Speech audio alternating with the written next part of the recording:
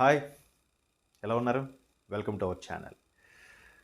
పూరి పూరి జగన్నాథ్ పేరు చెప్పగానే చాలామంది డైరెక్టర్లకి ఇప్పుడొచ్చే యంగ్ అప్కమింగ్ డైరెక్టర్స్కి ఇన్స్పిరేషన్ డైరెక్టర్. ఒకప్పుడు రామ్ గోపాల్ వర్మ ఎలాగో ఇప్పుడు పూరి ఆ రేంజ్ డైరెక్టర్గా అయ్యారు. ఎందుకంటారా, పూరి సినిమా అంటేనే ఇమ్మీడియట్గా 30 డేస్, మ్యాక్సిమం 2 months, 60 డేస్లో మొత్తం సినిమా ఫినిష్ అయిపోతుంది, ఆ, థియేటర్స్లో రిలీజ్ అయిపోతుంది.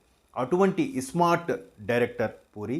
ఇప్పుడు అటువంటి పూరికి మంచి కిక్కిచ్చే booster cinema iSmart Shankar.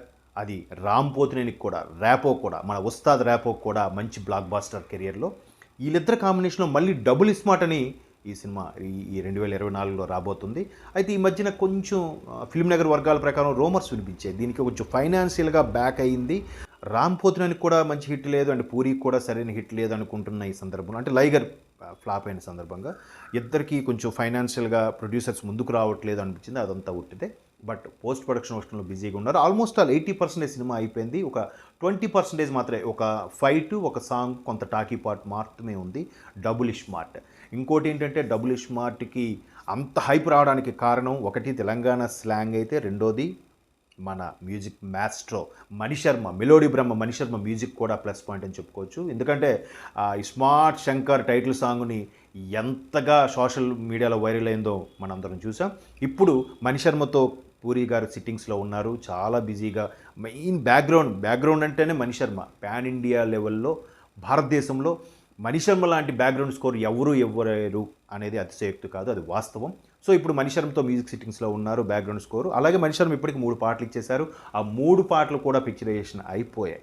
But దాని ఆడియో రైట్స్ వాటి మీద కూడా మ్యూజిక్ సిట్టింగ్స్ మీద బిజీగా ఉన్నారు పూరి జగన్నాథ్ అండ్ మణిశర్మ గారు. అలాగే రామ్ పోతినేని కూడా పూరికి కంప్లీట్గా కోఆపరేట్ చేస్తూ మరో హిట్ కోసం వెయిట్ చేస్తున్నారు. ఎందుకంటే స్కంద ఆశించిన స్థాయిలో హిట్ అవ్వకపోవడంతో రామ్ కొద్దిగా డిస్టర్బ్గా ఉన్నారు. సో డబుల్ స్మార్ట్తో రామ్ పోతినేని మరొకసారి డబుల్ బూస్ట్ అవుతారని మనకి అనిపిస్తుంది.